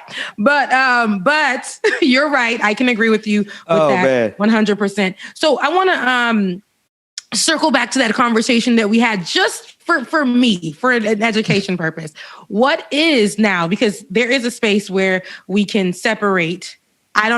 You said it, not me. We can separate conservatives from Republicans. Could you explain that a little bit more to me? I mean, you're really looking at people who you got to decide, is the issue the tribe? Is that more important? I'm a Republican before everything else. Or is the issue the stuff that we pretend the Republican Party used to be about? The people that are going to be honest with you will tell you the Republican Party of today, none of the things they claim to believe, they haven't held to any of it. You had a tax cut that exploded the deficit. It used to be fiscal responsibility was a thing. This whole notion of personal responsibility. Well, part of that is staying home if you can, wearing a mask when you're out in public to take care of your fellow man. You look at the whole concept of dignity of life. We're all made in God's image. We should all be, treated as special from birth. And yet they're excusing police killing people because someone happened to have a mental health crisis and the cops got bored and decided that exterminating them was the more appropriate option. The Republican Party of today has no principles. It is exclusively an anti-left party. They are in favor of whatever the Democrats are against and vice versa. You look, I don't know if y'all saw the interview with Oprah with Meghan Markle and Prince what's his name. You have Republicans defending the British monarchy. These are patriots in air quotes, and they're defending the things that we rebelled against in 1776. Like, there's no coherence to anything that the Republican Party stands for today. I stipulate to that. But if you look at the people who actually care about the philosophical stuff, they care about good government, they care about personal responsibility, that sort of thing, those folks exist. Now, whether they're going to become Democrats, I doubt it, but they might. Some will. Most of them are just going to be, kind of unaffiliated, stuck in the wilderness, trying to figure out what happens next. And, I don't know what's going to happen with them in the future. I asked you this. I asked you a question like this 5 years ago, and it's coming back to me. I'm going to ask you again. Do you think you could run as a Republican in your state and win at any level, whether it be state rep, state senator, or congressman? Hell no, no chance. So when I ran in 2016, it was, I live in a very Democratic district. So even when I ran, I knew I was going to lose. But if you look at the partisan lean of the district, it was a D plus 36 district. So in a normal year, a Democrat should win by 36 points. My opponent won by 31. So we at least picked up a 5% margin. I got more votes than any Republican who would ever run from my seat. I outperformed Donald Trump. I outperformed Pat McCrory, the guy running for governor. I'm in this low-level state legislative seat, and I'm doing better than the people with all the money. Obviously, I had some kind of something that appealed to crossover people. I don't know if it's my personality, my platform. I don't know. I couldn't tell you. But now, I'd never even make it past the primary. There's no chance. The fact that back in 2016, I got told that if I did not support Donald Trump, I could not expect any support from the state party. Wow. My response was, well, I guess I'm not going to have any support from the state party because Donald Trump is unfit to be president of the United States. I stand by that. Would it have been nice to win? Absolutely. I would love to be in the legislature trying to fix stuff. But the fact is, I got to be able to sleep at night. Yeah. And everything I said back in 2016 was absolutely true. Because you look at the past 4 years, and like I said, I knew it was going to be bad. I didn't know it was going to be this bad. Right. So everything I said, everyone's like, oh, you're being hysterical. There's no way it's going to be that bad. It was worse. It was absolutely worse. So no, I could not run as a Republican. The problem is that I couldn't run as a Democrat either. Because even though, you know, they love the justice reform stuff that I'm talking, I'm going to say only some of them love the justice reform stuff, by the way. The love of police brutality is strongly bipartisan. Yeah. But even if they bought that, when I say stuff like, are we sure the government should be doing X? I don't know what X is, but they pick any X. I was waiting for X. I was like, what's X going to be? I'm like, you can pick a thing. Like there's stuff that the state government could probably do that the federal government absolutely should not, and vice versa. But pick any given topic. If it's something that you even question whether or not the government should do it, I get so much hate on Twitter from those folks. You know, every month I do an Ask Me Anything thread. And anything where I even hint that maybe the government is not the appropriate way to do this, people flip out. Let me give you an example. I'm going to give you an example right in the justice reform area. One of the insurrectionists who got arrested for raiding the Capitol on January 6th happens to be a trans person. And they were stripped naked and held in isolation in jail because they had an untreated arm wound and they were going on a hunger strike to try and get attention for, you know, getting medical care. Well, in prisons, when you go on a hunger strike, the first thing they're going to do is put you on suicide watch. And when you're on suicide watch, they put you in isolation. So this person was stripped nude, held in isolation where the guards could just walk by and stare at their naked body whenever they wanted. That type of stuff is inhumane. But when I pointed out on Twitter that is not how our prisons should operate, that is not how the government should keep people who've not been yet convicted of anything, I had a whole bunch of Democrats saying, no, screw those people. Those are insurrectionists and Trumpers. They get what they deserve. You know, when you said it, I hate to say it, but that's how I felt when you said it. That's not how I felt. I do see what you're saying. It is inhumane, and that shouldn't be happening. And that is a systemic thing, and we have to stop it at the root. We got to make sure it's not happening to anyone. So let me jump in here only for the sake of time, because we have one more guest coming up that we absolutely have to get to. Greg, the next time we come on, I want us to only focus on what you and I disagree on, right? Okay. Because I feel like that'll be. You sure you want to do that? No, because it's not often you run into a good faith conservative. So if we got a good faith conservative in T. Greg Doucette, I want us to have a good faith conversation on things, because actually I agree with you on the inhumane treatment of that particular prisoner. I mean, I guess I could say detainee, the way America works. But T. Greg Doucette, tell the people where they could find your work and how they should get up with you. So primary thing is on Twitter. It's at Greg_Doucette, GREG_DOUCETTE. You'll see the police brutality mega thread pinned to the tweet. You know you got the right guy. I am not the Canadian bodybuilder Greg Doucette. He's super famous on YouTube. That is not me. That's why you got to put in T. Greg Doucette. That's what happened when I Googled him. I'm like, who is this? This is Yo, you see a guy like, you know, doing muscle poses and everything else. That is not me at all. Gotcha. Duly noted. We got to get you back here sometime. Good. It can't be another 5 years before we have you back, man. Thanks so much for joining us. When we come back, we'll be talking. It's definitely our pleasure. When we come back, we'll be talking with Brianna Westbrook about Kyrsten Sinema and the movement there in Arizona. More likely or not after this.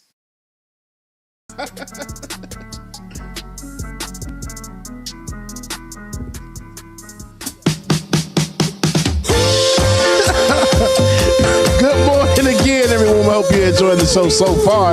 Make sure that you stay tuned. We have some really good guests, great guests coming on very momentarily here. So let's see what we got. Shout out to everybody that's in the chat room. Good morning, Mama. I see you in there. Good morning, Susan. Hope y'all are enjoying this. Hey, make sure that you hit that like button, hit that like button, hit that like button, y'all. Make sure that you get everything, hit the like button, subscribe, comment, and all that good stuff. So you always know when the morning, see, there it goes. When like it or not, it's going down, y'all. Anthony, I appreciate that. Mara, good morning. Thought I was nothing without you. made me beg and you made me crawl. Andy, good morning. You played me and you made me fall for you. Brand, good morning. Bubba Lord. You're no good, still I'm loving you. Nat A, good morning. But I made up my mind. I'm gonna pack my bags up, walk out the door. I won't be back, you'll see me no more. No. You better leave me alone. I miss you, but I'm sick and tired of loving you. I don't know why, just know that I do. Please leave me alone. I'm gonna Brenda, good morning. I'll be gone. You Oh, yes, y'all. Happy Friday. We made it to the end of the week. Woo! Hope everybody's going to have a great weekend. I know I am. Much Cosine, what's going on? Good morning. Purple Rain Hearts, I see you. But you cheated and deceived me. Mom, you better sing this song in the chat. For me at all.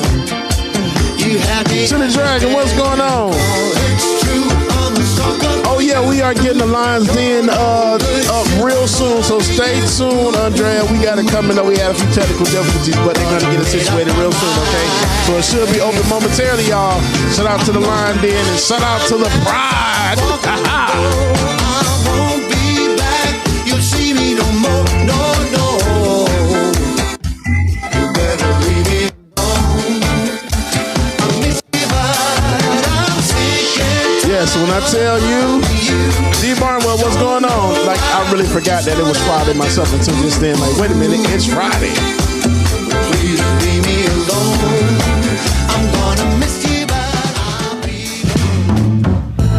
You left me stranded, looking like a fool. Chuck Diesel, shout out, brother. All those nights alone in our bedroom. You said one thing and did another, didn't you? Know this, I refuse to be blue. Don't try, don't try to deny it. You know it's true. Kelly, I appreciate that. Trying to play y'all all the good hits from this week that I played. It was so much new music. My gosh. I'm your man. Stand up. Jawanza James Williams. It's so funny you got like my full name, but like not the full name. Like your middle and last name is my first and last. That's kind of crazy. Okay. Shout out to everybody that's in the chat room taking us out, y'all. Make sure that you are hitting that like button, y'all. A promise is big enough. Welcome back to Like It or Not, where we're free to tell the truth and not care who doesn't like it. Joining us now is Brianna Westbrook, who is the vice chair and executive committee member of the Arizona Democratic Party. Brianna is a member of the Justice Democrats and former political editor of Equality Arizona. Brianna, thank you so much for joining us. How are you this morning? I'm doing great. Thank you. Thank you for having me on the show today. Excited. No, absolutely. Our pleasure. We connected over the weekend and in reaction to the 8 Democrats who voted down the raise in the minimum wage to $15 an hour. Specifically, Kirsten Sinema, because of her performance, right? It's one thing to vote it down, which is the problem. The core problem is that they're not fighting for workers, but it's also the insult to injury. Could you just give us your thoughts and your reaction to not only her performance, but also the attack on workers, on labor? I'm very disappointed. Here in Arizona in particular, we are at the last year of a gradual increase in our minimum wage. A few years back, a great organization that has been doing the groundwork out here, Lucha, passed Arizona Prop 206, which gradually increased the state's minimum wage to $12 an hour. This year is the final year of that increasement in wages. And when we look at the state of Arizona in particular, in order to afford a 2-bedroom meter, just average apartment or home, you need to earn about $22 an hour. So had she voted for this, had Democrats had the vote, we would have lifted a lot of Arizonans out of poverty. And the fact that she did it in the way that she did it kind of added insult to injury, if you ask me. Yeah. And it's the insult to injury that I think is going to stick with a lot of people, because there's again 8 Democrats who voted against it. All of them had previously stated that there needed to be a raise in the minimum wage. And when they had the opportunity to do it, they didn't do it. But coming back to Arizona, if you look at Senator Sinema's background and you look at her language, you would think that she would absolutely be one of the people who would stand up for labor. But when the opportunity came, she didn't. I don't know how much you followed her rise, but talk to us about that shift from being someone who sounds extremely progressive to actually toting the line for the establishment. Yeah, she has evolved over time. When she first jumped into Arizona politics, she was a member of the Green Party. She was a very outspoken anti-war activist. Martha McSally used an image of her at an anti-war protest, actually in like a pink tutu. I'm sure some people in Arizona, or maybe some of your listeners may remember that attack ad that Martha McSally put out. And what happened is she lost as a Green Party candidate. She joined the Democrats and ended up winning a seat at the legislature. And rumor has it, I think it's a pretty... I think it could be proven, because that's kind of when the shift happened. But Janet Napolitano, she was a role model, I guess, for Sinema, is what I've been told by many of her close friends, and was inspired by Janet Napolitano's rise. And that relationship that they had, I guess, morphed her into who she is today. And what she's done is, as she's gone further up, I guess you could say, in the notches in government, and now that she's in Senate, she's continued to get more and more conservative and drift further and further away from that original person that she was in that pink tutu at anti-war protests as a Green Party candidate. And it's personally, I think that's what a lot of people have issues with in politics, because politicians typically will do whatever's selling at the moment, and they won't they won't stick to their values and what's important to them. They'll do what's most important to their donors and their reelection campaigns. And Sinema in particular, I don't understand this, because it doesn't make sense, because she's not up for reelection until 2024. So when she's making these conservative positions, she's assuming that Arizona is going to be more conservative than it is today. And we know that that is not true. The state is becoming more and more democratic. More young people are registering to vote. More Latinos are coming out to vote. So yeah, that's a... I know that, when that whole video went viral, or seeing Sinema in that way was a definite embarrassment to the state of Arizona.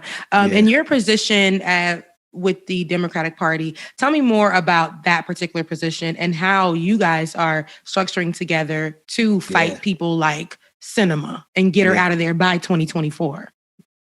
Well, I'm the new educational coordinator. I was elected in January, so I have a very important position in the Arizona Democratic Party with the Arizona Democratic Party platform. That is my wheelhouse. That's where I'll be working with the resolutions. To you. Yeah. Thank you. So in our platform, we support a living wage. So I am going to be working with the Progressive Caucus, maybe to censor her again. That's a strong possibility. And I'm going to make sure that, we find a candidate to primary her, because I think primaries are healthy, and challenge her on these issues. Yeah. When you say censor her, what does that mean? It basically means no resources, don't prop her up. The Arizona Democratic Party will not be an ally. Basically, it'll end up blocking her.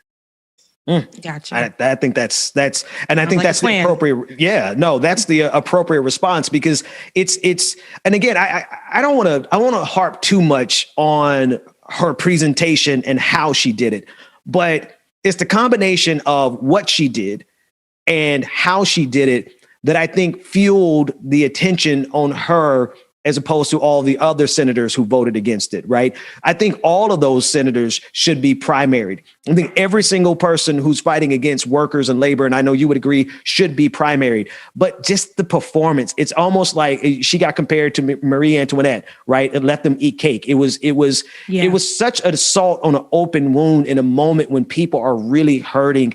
Did that contribute to, in terms of the Arizona party and just even not the party, but just the activists there? Did you all feel that salt in the open wound as well? Absolutely. The thumbs down, the not putting the purse down. Then she comes out and she says that it was sexist, that people are criticizing her for this. And that once again is her, trying to change the topic of the conversation because the heat's on her. You know what? Sexist is not raising the wage because women have been disproportionately affected by the pandemic and lost their wages. So it's her once again trying to play political football and jump out of accountability. And it's that people. It's interesting because it's even people on the left who are using that rhetoric right now. And she's pulling it and she's utilizing it. And she's trying to say that, this is what it was. She probably didn't even have that whole idea in mind, but she's using it to catapult her out of the mess that she created for herself. So it's interesting to watch that. But I'm glad that there are people like you, Brianna, in this area and in this space to say things like, we will censor your ass. Like, we will shut you up. And I love it. What is the next move then? Where do Arizona Democrats go from here, whether it be the actual party or just the activists, the organizing? Because 4 years, I think some of the calculus is that we're going to forget in 4 years. Yeah, well, we're definitely not going to forget. Activists and Democrats here in Arizona will not. This is the only thing that I have seen that has actually brought Democrats on the left of all political ideology and thought process actually together. We've been organizing and have a pretty broad coalition of different organizations as well as county Democratic parties that are collectively organizing in solidarity to push cinema on the issues. And we've been doing all sorts of pressure campaigns. We've been doing illuminations in major metropolitan cities in the state of Arizona for the last week and a half. We were down at Tucson last week. A couple nights ago on Saturday night, we're at Mill Avenue in downtown Tempe, where the ASU college campus is. We had shined an illumination on one of the historic mills there. So thousands of people saw this. We've been writing pieces to different news outlets. There was a great opinion piece that was published in the Arizona Republic that I urge your listeners to read. I retweeted it a couple days ago. We did a Venmo campaign just to get under her skin. So we had a lot of people collectively ask her for $15 on Venmo. Petty. Ooh, I love it. We're doing it all. Yeah. Hey, and you know what? I know your time is short this morning, but I appreciate and admire the efforts that you all hit the ground running immediately, which is why I wanted to have you on this morning so that we could help support that. So tell everyone how they can get up with you and if they want to help with this push, because it's a long 4 years, but I think I think she poured enough salt in our wound for us to stay in the trenches with you all for 4 years. So how should people connect and support these campaigns? You can follow me on Twitter at bwestbrookaz8. I retweet a lot of the organizations that we're working with. Follow Progress Arizona. They're a great progressive organization that is doing amazing work. They're the ones leading off with this illumination campaign. Those two outlets would probably be the easiest way to get involved. Yeah. Absolutely. Brianna Westbrook, Vice Chair and Executive Committee member of the Arizona Democratic Party. Thanks so much for joining us this morning. You're welcome. I'm glad to be here. Can't wait to come back. Pleasure's ours. We'll have you back anytime. That said, Rebecca, I know at this point, normally, Rebecca, I would like, James, it's in your hands. And but no, James it's not because it's 10:19. We done got through 3 interviews. We done told some stories. Look, what you got? What you got in the bag, Rebecca? What you got? I know you got something up your sleeve. No, because Dwayne wants to talk about this, and I think it's very important to talk about our folks in Atlanta this weekend. Okay. Oh boy. It's a lot. I mean, let's roll this video though, Dwayne, so people can see what was happening aside from the maskless folks being here. Give me. I wish, we're going to have a new rule. Okay, here we go. Look, before, I just got to say this to the people. I need some answers from y'all folks down in Atlanta about what's going on with y'all cousins. Because come on now. We trying to go back outside here soon, and y'all cousins don't want to let it happen. So here you go. All-Star Weekend. Yeah, All-Star. I'm trying to see which club that is. Insight. I don't care which club it is. This club is too packed out. That's what I know. Not a mask. Not a mask. And that's Future. I think it was. That was Future. Is this the event where wasn't your boy here? The one that just got let out, who threw his hat up in the air and it never came back down. Bobby Shmurda. Is this the event he was at? I think. I don't know where he was, but he's been wearing his mask when I see him out, even though he shouldn't be out in these environments. But there's a video of him on stage with Meek Mills, and Meek Mills all up in that man's face without a mask on. Listen, like, I guess I'm never going to be able to go out in Atlanta again, probably for another 2 years, because this is ridiculous. But here's the thing. You see why, and this is, I thought you was going to show the video of them cars on ain't got no more tires. That's also what was happening in Atlanta. But they got. People were getting got. But let's talk about this area of the pandemic first in Atlanta. Yes, these people, we are here. And this is happening. And I am quite embarrassed to be somebody who lives in the Atlanta area. Yeah. And but here's what I'll say about this. The people that was cutting me off in the streets ain't had no Atlanta tags. They had Tennessee tags, child. They had Florida tags, child. They had all kinds. They was from other cities, North Carolina. South Carolina. South Carolina, just coming over here with there could be COVIDness, mixing it with the COVIDness that we have now. Right. And I don't even think that we're really going to see the true numbers of what resulted from this past weekend. These clubs were packed out. You think they were checking temperatures at the door? You think they were asking people they were enforcing a mask rule for these places? Do you think that there was a capacity a number for these places? Hell, nah. They wanted to do it like before. Now, these celebrities that are going out, they're the ones that have the shot. So they go out, they be around you, and they know they can go home and they be okay. Yo behind, you ain't sorry to say it, but you knocking on death's door. Possibly. And I hate like to a say whole it that way. comorbidity. They out there we've been targeted by this disproportionately so by COVID-19. And it just blows me away to see our people just out there like, I don't care. I'm invincible. It ain't gonna hit me. And here we are, like 600,000 people. We're coming up on 600,000 people dead, and they still going to the club. And no, they ain't got nary vaccination. And matter of fact, they don't believe a lot of them don't even want to get the vaccine, right? So I know we were making fun of the people burning the mask, but Rebecca, you never let off the boot off the neck of these people in Atlanta. I can't, because they was booting people's cars too. But I can't. Rebecca was out there. Listen, she saw people cutting her off on the way to the club. Oh yeah, Rebecca, you were on the way to your. I was on the way to get my hair braided. Did they wear a mask? Actually, no. I was coming from getting my hair braided, pissed, because I'm like, I get anxiety driving 85 South. I just don't like 85 South.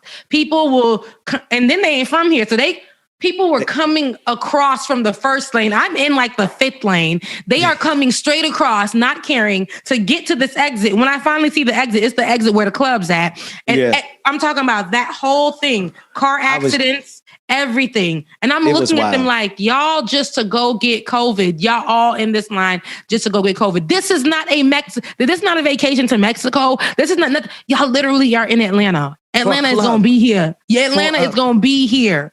it's the club gonna be open in 6 months, y'all. The club will be there. I had to drive through it too, but I was on the way to the children's hospital because Jeremiah damn near broke his toe off being adventurous, but he's fine. But I saw listen, folks in Atlanta can't drive anyway. Sorry, folks. The only place that's worse driving than Atlanta is Boston. Boston might have like worse drivers than Atlanta. But I saw what you were saying. Like we just had people just cutting across 8 lanes. Like I'm scaring like, y'all me. just had no sense whatsoever. And that's why a lot of you guys came here with 22s and left here with bricks. On 22s and left with bricks, baby. No, somebody even stole the car door. Of the whole door? The door on this SUV that was like 90s, like a SUV from back when, you know what I'm saying? Like, wait, they got an old Knight used to be out there in them joints, you know, like it was they stole the whole car door. And I think it was, they was like, damn, my fingerprints is on it. Hey, grab that. Grab that. Take the whole door. They got my friend. Did you see the GoFundMes of all the little shawties who got here and got stuck? They had a GoFundMe like, help me get home from Atlanta. And they raised. I didn't see that. They doing GoFundMes? Yeah. I mean, I'm like, I don't know how y'all got down here, who y'all came down here with, but if you in our city and you got to GoFundMe to get home, that means you shouldn't have came. That's what that means. You shouldn't have never came. And this is interesting because I remember, I know back when I was in my younger years, I'm still young, but back when I was in my younger years in college at FAM, we would go places and be like, YOLO, and just figure it out as we go. Who's going to cover gas? How are we going to get gas to drive back up or whatever the case may be? And it was like living on the edge. But the people, it's funny because these kids weren't prepared for that kind of life, so they're just coming here not knowing that these men in Atlanta will leave you for dead. Oh, baby. yeah. They will. It's a new generation, a new era. They gonna leave you for dead. Like, ain't none of that. Yeah, you flew me out, so can you fly me back? Oh, no, sweetie. It was 2 days, baby. It was the all-stars. My generation of men, we ain't in these streets no more, y'all. These are the generation after us don't give a damn. Like you own your own. But the rule always was like, is their parents not teaching them anymore? Never go somewhere if you ain't got enough money to get back. That's just the bottom line. You gotta have enough money to get back. And y'all out I here don't understand how they don't know this. I'm telling you, they don't know this because look, I sound like an old lady, but I'm gonna go there. Social media will teach these people literally that you're gonna get flued out, but they never talk about getting flued back, baby. There is never you got flued out, but you didn't get flued back. Yes, look, and for the white folks that don't understand. We understand. Yes, I said flued with the ED. And it won't you got flued out. It won't just young girls either. You ain't getting flew back. It was one that I saw. It was one that I saw that was like, I need to get home to my 3 kids. Like, Lord Jesus, it's a fire. Listen, for All-Star Weekend, COVID-filled situation. I know you don't like Kevin Samuels, but I need to see what he gonna say about that. I hope he's talking about that. If one of those women were to call in, no, I would want one of those women to call in. Just because, baby, like, but they raised the money, so maybe they good. Maybe it was a hustle. Maybe it was a hustle because somebody online felt bad. And this it wasn't new brand of folks. They do hustle on GoFundMe. They do that as well. But there was a lot going on this weekend, and it really hurts my heart to see that. And it's like, my brother, he's here, and we all were like together because I miss him so much or whatever the case may be. So we did family time, family dinner. Mm-hmm. And I was like, dang, it's just us. But I was like, dang, everyone else is in the middle of Atlanta. And it's like, we looked at the pictures and stuff and we were like, there is no possible way. And here I am. I used to be in those environments though. Like, I cannot believe that COVID has definitely changed my view on those kind of things.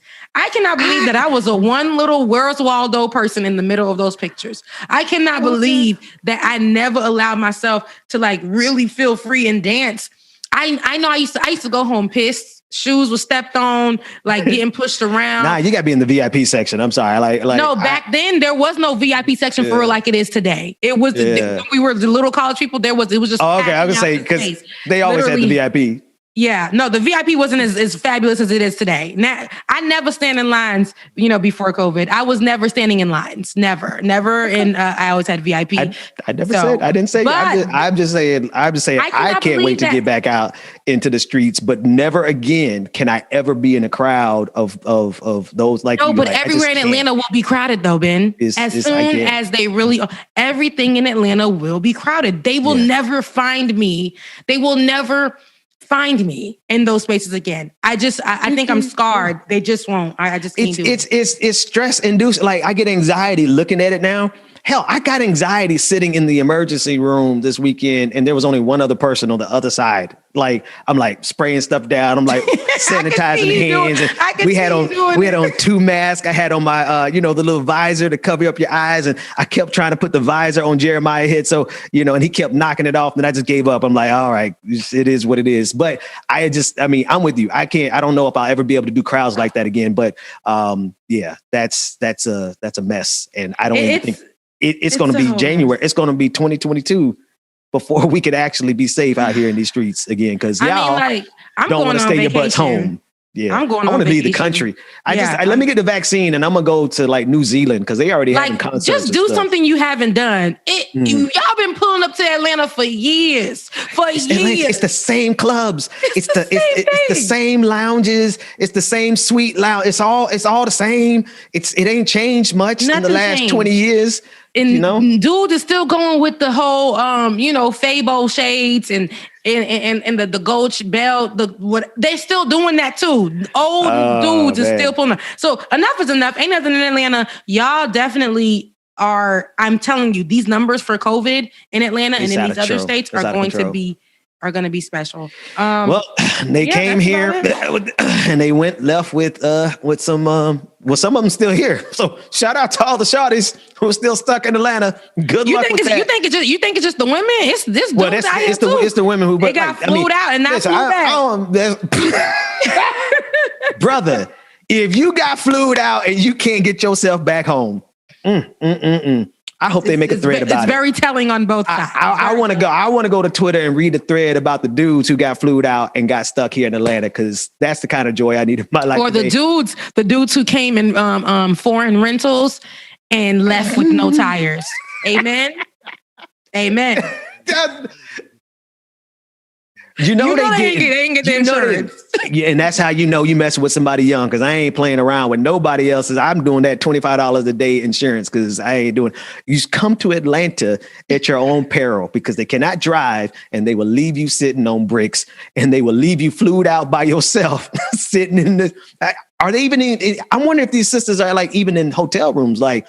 They got some real troubles here. It's the era of Airbnb. Hotels were already booked out. Well, I'm saying but when that money run out and that night is over. Oh, they're asking Airbnb folks, can I stay another night? Sometimes, and this is the funny thing, because the African man, he does Airbnbs, right? So the African angel. Yeah, I mean. Satan, but he does Airbnbs, and it's funny because when people will try to, and it's funny, I watch this and we'll discuss this all the time. People will try to, when they're on their last night, act like they're not going to pick up their phone when it comes to checkout. And it's COVID, so we're not trying to meet with the people and things like that. They'll do stuff like not pick up the phone. They'll like say something happened in the house, whatever, just to get extra time as they're trying to get back or figure out how they're going to sleep the next night or eat the next night or get to where they're going. And he was telling me how one person was saying they can't find the key or something happened in the apartment, and then they stopped picking up their phone. They weren't picking up the phone at all. All of a sudden, he pulls up to the Airbnb and he spots somebody coming out of the apartment, not the person that he put in there. And then they drop the key on the floor just like that and walk away. They do stuff like that to get extra time and things like that. Cause I don't understand. Well, I'll say this for everybody who got here and y'all were broke. That is still part and parcel of a capitalistic system that needs to be overthrown. So maybe this experience could shake you up and realize that y'all not going to live this Instagram life. All right. So join the revolution. Anyway, that's all I got, Rebecca. Yeah, join the revolution that will not be televised. And we're talking to the progressive side of things. Look, Ben done turned me into a progressive, but I had to see it and feel it for myself. And now I understand and I can never go back. I will never go back to the strip club. See, the next step is to turn you into a socialist. That's all I got for today, folks. Love you guys. Meet it. We got some. Hey, shout out to DJ Exclusive in the chat room. We miss you, man. Get your butt back here tomorrow. In the meantime, we're going to play the virtual version of DJ Exclusive. Take it away. We'll see y'all tomorrow. Take care, everybody. Bye, guys. When I feel done with having fun on my own, it's better to care for yourself, not rely on somebody else. So don't get me wrong, I'm just riding alone. Just walk away. Brenda, thank you so much for that, y'all. Thank you so much for the love, y'all. Make sure that y'all are hitting that like button and make sure that you subscribe so you always know when Like It Out is going down, y'all, all right? If you want love, just give it up. You got the wrong girl. You got the wrong, you got the wrong, you got the wrong girl, girl. You got the wrong, you got the wrong, you got the wrong girl, girl. This is my time. I'm feeling good, rule every party. See how I shine when I'm alone. Nothing can stop me. And of course, we couldn't let the show end, but at least see it having a couple of minutes or something of our brother Nick Eden. That's part of the Pride and the Lions Den, y'all. Shout out to Nick again. Thank you for the hot track, sir.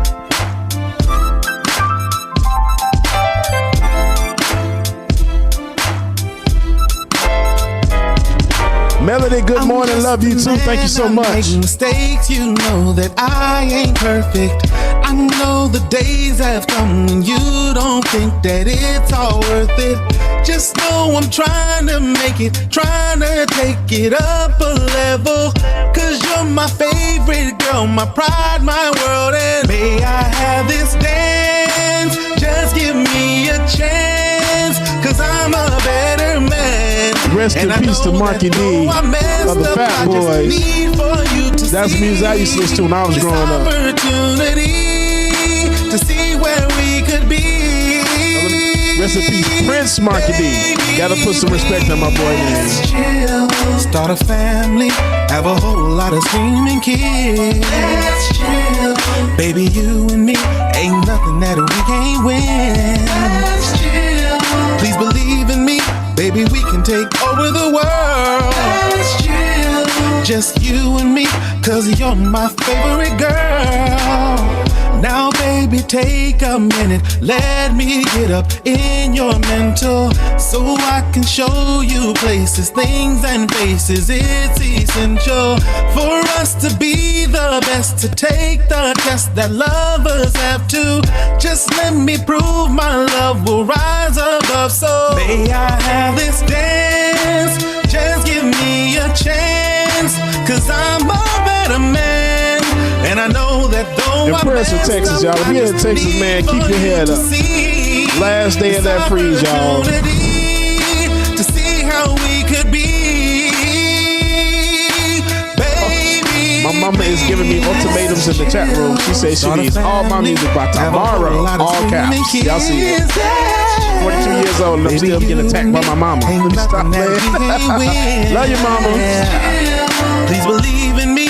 Baby, we can take over the world, yeah. Just you and me, cause you're my favorite girl. All right, family, this is gonna do it for your boy James Bubba Williams, DJ Exclusive.